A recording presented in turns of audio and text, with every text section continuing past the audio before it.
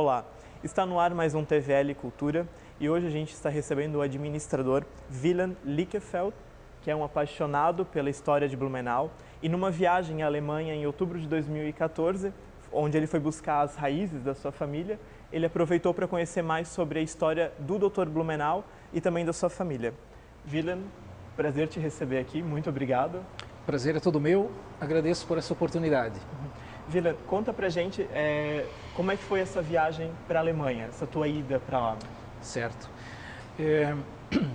Eu, desde 2007, pesquiso minha família e quando eu descobri de onde meus antepassados vieram, eu comecei a sonhar em conhecer a terra natal deles, que fica na Pomerânia, em território que hoje pertence à Polônia.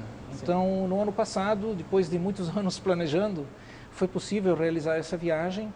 Pude conhecer as nossas origens lá na Pomerânia e aproveitei, obviamente, que iria para lá para fazer bastante pesquisas também sobre aspectos relacionados à nossa história. E de onde é que veio essa paixão pela história da cidade, essa admiração? Eu acredito que herdei isso do meu pai, que me passou isso sem saber. Ele colecionou itens do centenário de Blumenau, sempre foi uma pessoa muito ligada a questões cívicas, e eu acabei ficando com esse material que era dele após a sua morte, e sem saber direito porquê, ao longo dos anos 80, 90, comprei muito nas livrarias. Eu comprava livros da história de Blumenau, a coleção da Edith Corman, do José Ferreira da Silva, enfim, mas sem saber porquê, e nem li esses livros. Até que, em 1999, eu fiz um mestrado e acabei fazendo uma pesquisa histórica na minha dissertação, que trata do surgimento dos meios de hospedagem em Blumenau. E já tinha então uma espécie de biblioteca pronta em casa para poder fazer as minhas pesquisas, as minhas leituras. E Wieland, e como que foi ir até a Alemanha e conhecer essas origens, né? Isso foi uma coisa bastante forte assim para mim. Porque a Pomerânia tem uma história muito triste. Em 1945, no final da Segunda Guerra Mundial, a Alemanha perdeu a maior porção da Pomerânia para a Polônia. Foi uma exigência de Stalin. Então, meu bisavô, que faleceu em 1933, não viu isso. Então, ele faleceu ainda sabendo que a terra dele ainda existia. Enfim, então foi uma viagem para lá com um sentimento, de um lado, muito bom de conhecer o lugar, mas por outro lado, um sentimento de estranheza por você não ter mais uma identidade com aquele lugar, né? As pessoas que moram lá não têm origens alemã, né? Origem alemã. Então foi um sentimento um pouco dividido, mas extremamente enriquecedor, porque eu trouxe um pouco de terra de lá, eu trouxe folhas secas das árvores e me emocionei muito ao encontrar no Arquivo Nacional de Kochalen registros cartoriais do nascimento de 3 filhos do meu bisavô, dos quais só um sobreviveu à vinda para cá. E os outros 2 nós nem sabíamos da existência deles. Então foi muito bacana encontrar lá 3 registros originais do meu bisavô. O Wieland, nessa ida para a Alemanha, também teve um encontro muito especial com um membro da família do Dr. Blumenau. Sim. Como eu disse, aproveitei a viagem para fazer bastante pesquisas também sobre a nossa cidade e fiquei muito feliz de ter sido tão bem recebido pela dona Jutta Blumenau-Niesen, que é bisneta, e por seu marido Hans Joachim, nos tornamos amigos. Eu já fiz o contato com eles antes de viajar, até achei que precisaria de ajuda, né, para chegar neles, mas não, eles foram tão receptivos assim às minhas mensagens, e nos encontramos inclusive em 3 ocasiões, em 2 eventos sobre Blumenau, e também na casa deles. Passei 2 dias inteiros assim, imerso na história, fotografando objetos, fotos, documentos. Então foi uma experiência muito gratificante. E como é que a Yuta, ela guarda essa história da família, assim, né? Do Dr. Blumenau, da história dele ter vindo viajar, ter voltado e tudo mais? Sim. Nós temos que separar 2 questões. O Dr. Blumenau deixou um espólio, digamos, profissional, documental, e um outro que é pessoal. Sim. Então, a parte do espólio documental, oficial, relacionado à colônia Blumenau, foi entregue provavelmente no final dos anos 40, pela filha Gertrude Zierich, ao arquivo em Wolfenbüttel. Esse material, em grande parte, ou talvez até na sua totalidade, já foi trazido para cá, na forma de imagens. E existe o arquivo de coisas mais pessoais, que são objetos, livros. Existem livros com ela que o Dr. Blumenau tinha aqui, levou de volta para a Alemanha, que tem ainda a marca da lama das enchentes. Olha que interessante. Né? Livros desses viajantes nos quais ele se inspirou, que estiveram no Brasil no século XIX. E também tem copos, facas, colheres, garfos, né? Diversos objetos pessoais, fotografias que o Dr. Blumenau tinha com anotações pessoais, né, que ele fez.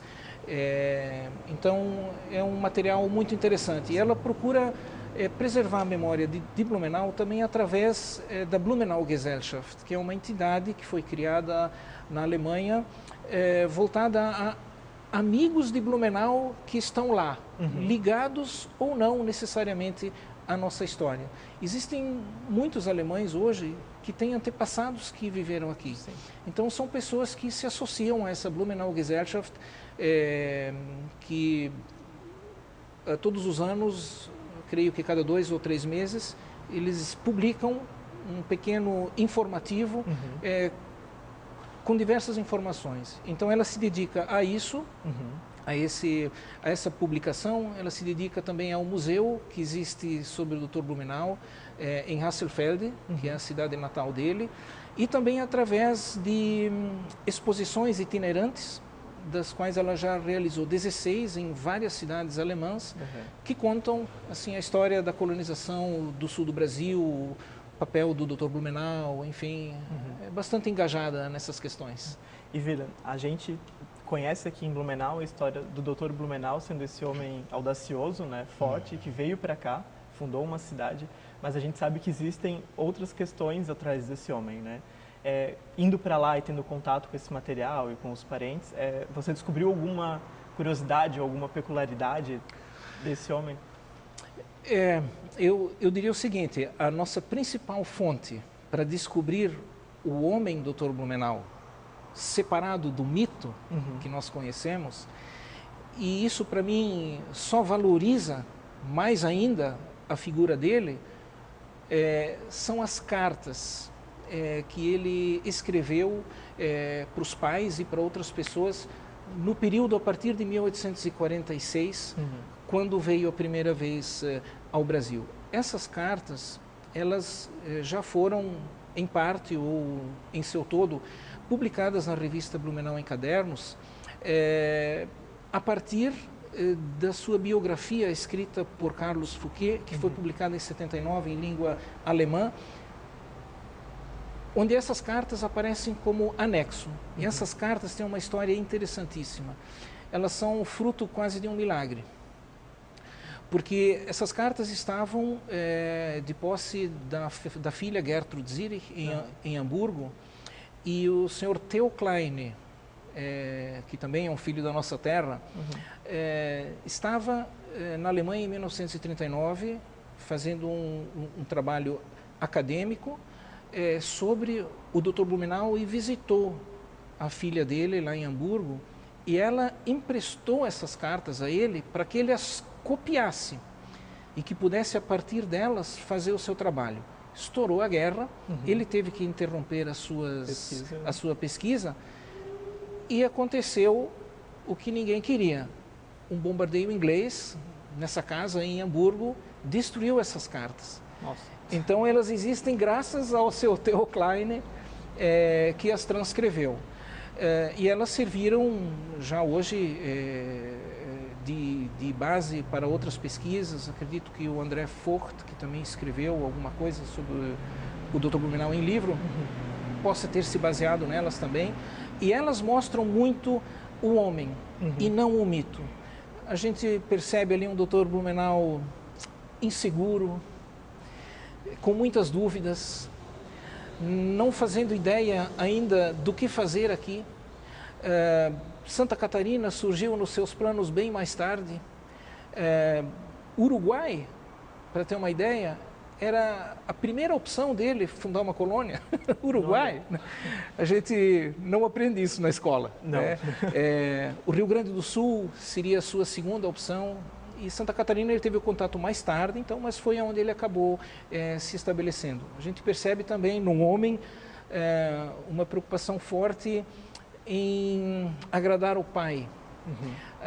Segundo a dona Yuta, a partir das memórias dela, também das conversas com a sua tia Gertrude, o pai do Dr. Blumenau foi um homem muito poderoso, um homem muito severo também, e não dava muito valor ao filho caçula, que era o pequeno Hermann, né? Inclusive, estava matriculado 2 anos no colégio Martino Catarineum, lá em Braunschweig, mas ele o tirou de lá, aparentemente por achar desnecessário o investimento nele. E ele sempre teve uma preocupação, nas cartas, isso fica claro, em agradá-lo, em demonstrar que ele poderia ser alguém. Só que o pai dele acabou falecendo, se não me falha a memória, justamente em 1850, que foi quando, de fato, as coisas começaram para ele. Então ele nem chegou a ver a evolução do filho. Não chegou a ver a evolução do filho. Nem as partes boas e nem as partes ruins, né? Porque sabemos que foi muito difícil a vida do Dr. Blumenau aqui. E nessas cartas, tem algum relato dessas dificuldades? Porque a gente conhece as dificuldades que é contado para a gente na escola, né? Na parte da história de Blumenau, mas a gente sabe que existem outras, provavelmente. Essas cartas são anteriores à fundação da colônia. Então, elas não falam das dificuldades que ele passou depois da fundação da colônia, e sim antes. E uma das dificuldades que ele menciona são ligadas à extrema burocracia que existia no governo imperial, a grande dificuldade de conseguir liberação das coisas que ele precisava, e menciona inclusive que, para vergonha e tristeza dele, ele tinha até que pagar propinas já naquela época para fazer as coisas funcionarem. Então, foi muito difícil, né? Em parte, eu acredito que ele teve uma vida um pouco difícil também por culpa dele.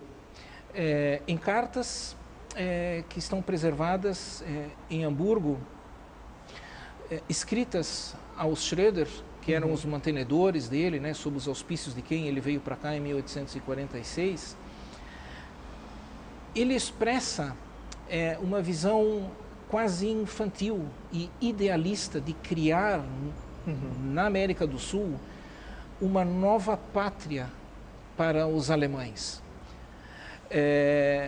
mas uma pátria alemã mesmo, né? Nas cartas ele inclusive fala da sua certeza de que em breve o Rio Grande do Sul será um país independente, né? Então são questões muito interessantes. E os Schroeder veem nisso um sinal de imaturidade por parte dele. Mas o Dr. Blumenau mudou muito, né? Sim, ele mudou muito, ele amadureceu e viu já nos trâmites para fazer a fundação de uma colônia aqui, que a coisa não ia bem por aí. Depois, pelo contrário, logo se naturalizou brasileiro. Acredito que estimulou essa naturalização por parte dos imigrantes justamente para que tivessem o reconhecimento de cidadãos brasileiros e não fossem tratados de uma forma diferente, com menos direitos. Já não bastasse o fato de muitos serem evangélicos na época e por isso não terem reconhecido o seu casamento civil, já que a nossa religião aqui oficial era o catolicismo, né, no Brasil imperial. Então são coisas dessa natureza que a gente encontra, né? Um Dr. Blumenau é um pouco diferente, né, daquele herói que muitas vezes aparece nos livros mais antigos. Hoje já não mais tanto, né, porque existem novas produções bibliográficas que tratam a coisa com muito mais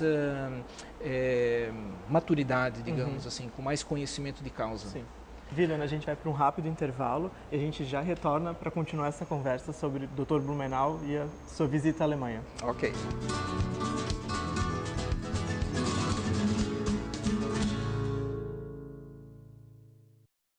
Boa noite. Boa noite. A floresta amazônica sofre com o desmatamento. Mas desmatar não é só cortar árvores, tem também o problema das queimadas. E é isso que o nosso repórter Tino Rex vai mostrar ao vivo da Amazônia. Obrigado, Stegosauro. A situação... Cobre dos governantes o fim do desmatamento na Amazônia. Aproveite enquanto você ainda pode fazer muito pela sua espécie. Boa noite. Boa noite.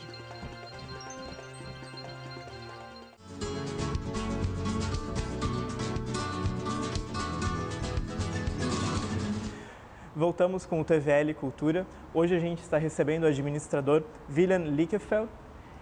No bloco anterior, ele nos contou sua ida à Alemanha para resgatar as raízes pessoais da família dele e, de quebra, ele foi pesquisar a história do Dr. Blumenau. No bloco anterior, ele mostrou para a gente que Blumenau tem ainda raízes muito fortes com a Alemanha, né, em todos os sentidos. E, William, nessa ida lá na Alemanha, estando lá, como que as pessoas da cidade, né, que te conheciam, recebiam esse cidadão blumenauense? Em que cidade, desculpe? Na cidade da Utah. Ah, sim. Bom, eu encontrei a Utah pela primeira vez na cidade de Wesel, no final de outubro, porque aconteceu lá, no Museu Prussiano, a abertura de uma exposição sobre a Primeira Guerra Mundial, de uma expedição chamada Expedição Klein, que era um comandante de sobrenome Klein, que esteve no Império Otomano. Durante a Primeira Guerra Mundial, a Alemanha tinha uma aliança com o Império Otomano, hoje Turquia, e o filho do Dr. Blumenau, o Pedro Hermann, o mais velho, ele participou dessa expedição. Ele era engenheiro de Minas e era civil, mas por conta do seu conhecimento, ele se tornou militar, digamos assim, recebeu uma patente de oficial e seguiu para lá para fazer exploração de jazidas minerais que pudessem auxiliar na geração de energia para ajudar os exércitos.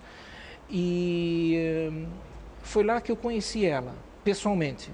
Antes já tínhamos tratado. E já foi de cara um encontro muito tranquilo, né? Muito cordial. Já nos tornamos assim bem próximos nesse primeiro encontro. Depois encontrei eles em Berlim, na minha volta da Pomerânia, e passamos 2 dias juntos. E aí ficamos amigos mesmo, né? De tratar por du, essas coisas, né? Foi uma experiência muito boa. Encontrei pela terceira vez na cidade de Mainz, no parlamento, onde ela inaugurou e fez uma palestra numa dessas exposições itinerantes. E foi muito interessante esse contato com as pessoas dos lugares também. Por exemplo, em Wolfenbüttel, eles não sabiam que eu iria lá, mas quando eu falei que eu vinha de Blumenau para pesquisar coisas sobre o Dr. Blumenau, as portas se escancararam, assim, sabe? Porque eles recebem poucas pessoas para fazer pesquisas lá. E existem muitas burocracias, muitas formalidades para visitar arquivos que a gente aqui não conhece. Sim. Então eles me liberaram da maioria dessas coisas para que eu pudesse aproveitar bem o tempo, né? Ficaram muito felizes. Em Hasselfeld, mesma coisa. Eu fui atendido por uma senhorinha octogenária que veio especialmente numa sexta-feira às 17 horas, abriu o museu para mim, passou horas comigo, para minha vergonha, pagou o meu jantar, que eu fiz de tudo para eu pagar, mas ela não deixou. Por quê? Porque ela esteve em 95 ou 96 com o grupo folclórico de Hasselfeld aqui. Olha.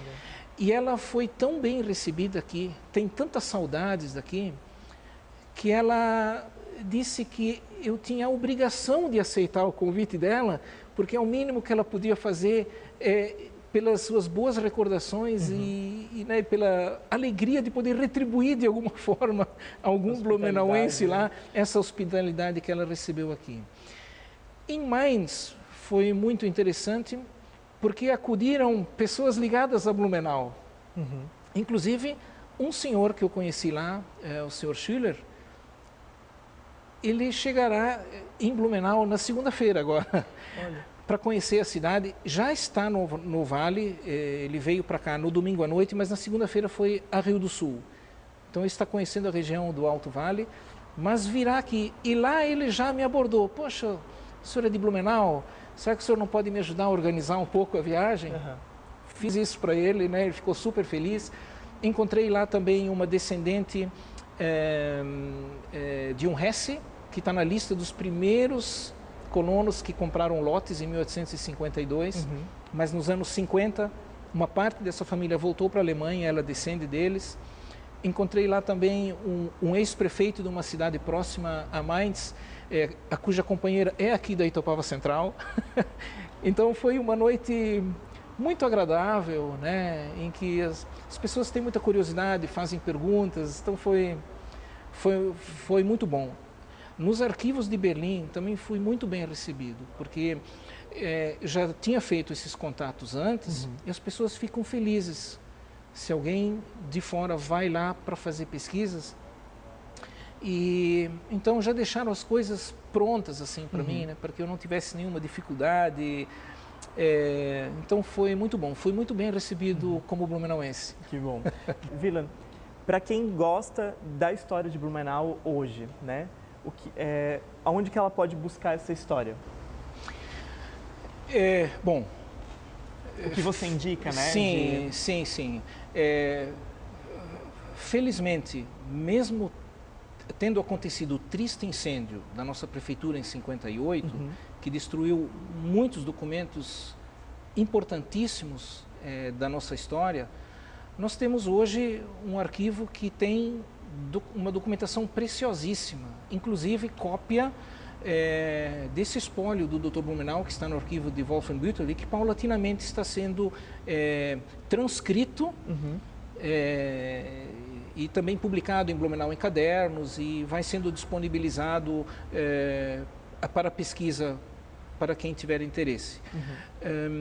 Mas temos também na Alemanha, quem tem essa possibilidade, fontes importantíssimas, como por exemplo o Bundesarchiv, que é o arquivo nacional oficial da Alemanha, que tem várias unidades, mas o de Berlim é que possui mais material sobre Blumenau.